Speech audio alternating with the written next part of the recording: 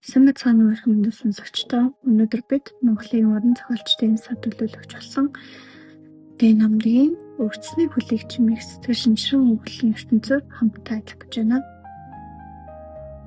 Энэхүү тохиолдлыг унших бүрт хүний сэтгэл яг л говийн зэрэглээ шиг тогтворгүйжиж нэг л мэтгэд өөрөө ч анзааралгүй нэлмэс болсон байдаг. 1939 оны намар халах голын дайны дөнгөж тусаад байсан тэр цаг үе. Говийн элсэн донд нэгэн задгаа ногоон машин тоол татвалан тавьсаад ганц гэрдээр ирж зогсно. Энэ машин бол ердөө нэг тээврийн хэрэгсэл биш. Энэ бол өхлийн мэдээг тээж яваад хөмөргөлөх юм. Түүнээс бууж ирсэн цэргийн дарга нэмээ өгнөөр орж түүний баатар хүүгийн тухай мэдэгдүүлэхээр иржээ.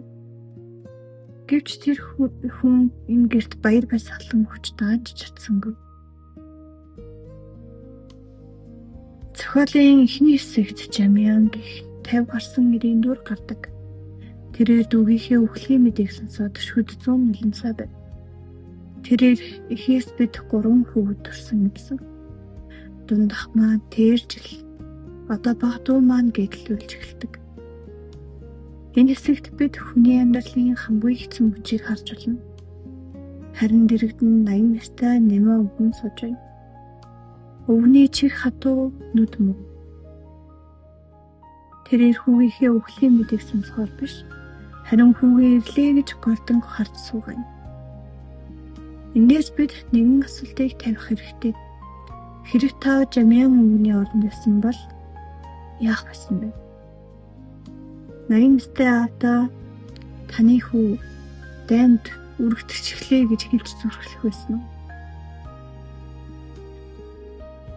Германы сууд зохиолч Гёте үнэн гэдэг зүйл заримдаа хэтэрхий хатуу, хэтэрхий хүйтэн байдаг гэж хэлсэн. Жамиан аавыгаа хараад шууд хувирдаг. Ааваа, дүүм нь баатар болсон гинэ. Ажил ихтэй болохоор энэ жил ирж чадахгүй. Хатан өдөд л ирнэ гэж хэлдэг. Энэ бол Монголын уран зохиолд гардаг хамгийн агуу цагаан худал. Өвгөн үүнийг сонсоод за яах вэ? Би тэсэ гэж хэлдэг. Би тэсэ гэдэг энэ хоёрхан үгэнд өвгний амьдрах хүсэл багтаж байсан. Тэрээр хүүгээ харахын тулд өхлөгч төр зогсож чадах сэтгэлийн гэрээг байгуулж байгаа юм. Бид энэс юуг харах хэрэгтэй? Хүнд зориг байгаа. Цагт бие махбод ямар ч өвчнийг тэсэж гарч чаддгаа гэдгийг намдаг зохиолч маань бидэнд маш нарийн харуулжээ. Өвгөн тэр өдрөөс хойш өдөр бүрийг тоолж эхэлнэ. Зохиол гардаг нэгэн сонирхолтой төрсөл бий. Өвгний бие сажирш малын захад гарч хашгирах туртай болдог. Хүүн ирэхгүй болохоор Жамиан аавыгаа дахин хуурч дүү маань одоо нэстхэн өвчлөөс сурч байгаа гинэ. Тэнгэрт нэсж байгаа л гин гэж хэлдэг. Өвгөн хүүгээ нисгэж болсон гэхэд хангаас шуудтай зөвлөн баясдаг. Зохиолд орчин тойрны хүмүүс өвгнийг өрөвдөг биш харин зүнэж байна гэж шуулж эхэлдэг. Жамиан бэр хоёр нь ч гэсэн аавыгаа худал хэлж байгаагаа мартаад өвгнийг зүгээр л нэг төвөгтэй хөгшин бит харж эхэлдэг. Францын зохиолч Виктор Гюго итгэл найдвар бол хүний сэтгэлийн нүд юм гэж хэлсэн байдаг. Өвгний сэтгэлийн нүд хүүгээ л харж байсан. Гэтэл нийгэм тэр байтугай төрсөн хүүн хүртэл тэр нүдийг нь сохор зунсан гэж харж байгаа нь хүний мэс чанарын тухай нэгэн гашуун үннийг хэлж байсан. Бидний эргэн тойронд байгаа хүчзүйл юу ч юм нэг зүйлийг хүлээн судаг. Тэр нь бидэнд утгагүй санагдавч тэдний хувьд амьдралынх нь утга учир байдаг юм шүү дээ. Ингээд өвгөн хоног тоолсон өдөр ирлээ. Намрын хэн сарын шинийн нэгэн. Өвгөн гадаа арга сандайлан суугаад тэнгэрийн хаяа ширтэнэ. Тэрээр хүүгээ өглөө ирнэ гэж бодно, өдөр ирнэ гэж бодно, орой ирнэ гэж хүлэв. Гэвч хэн ч ирсэнгүй. Хүү бэр хоёр нь түүнийг буруугаар зөндөж байна гэж үзээд гэртээ унтаад өгдөг. Гэвч өвгөө нь зүудэлдэг. Зүудэндээ тэр нисэх онгоцноос хүүгээ бууж ирэхийг хардаг. Хүүгийнх нь өнгөцөс маш тунгалаг.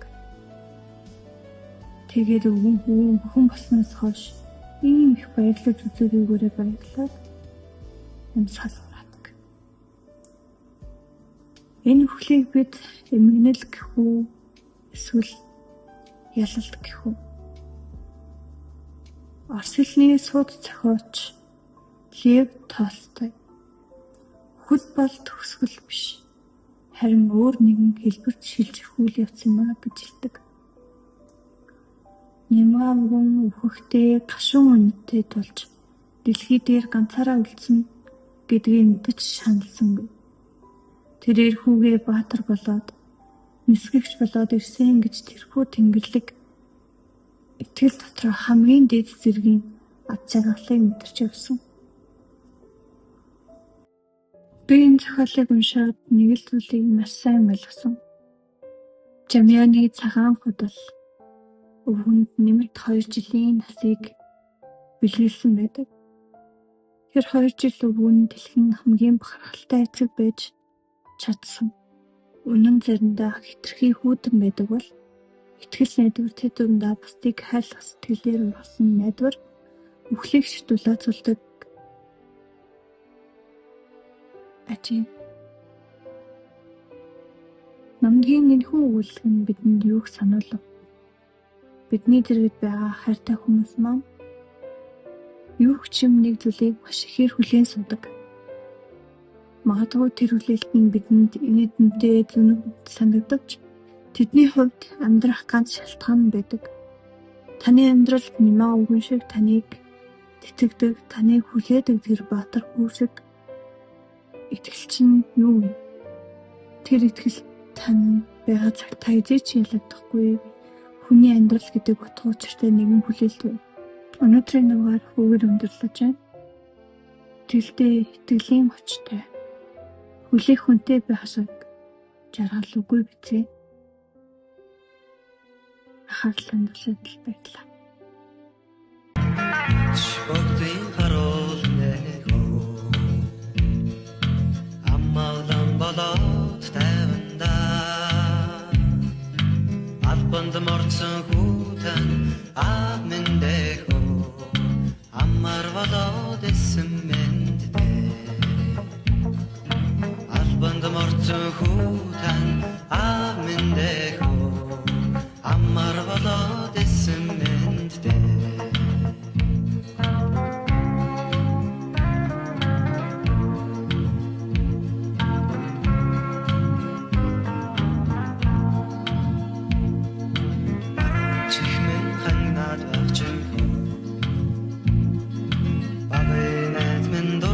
юм болов эсний бошгон үгүй ч болоосай борст хотон дахин очромсан эсний бошгон үгүй ч болоосай борст хотон дахин очромсан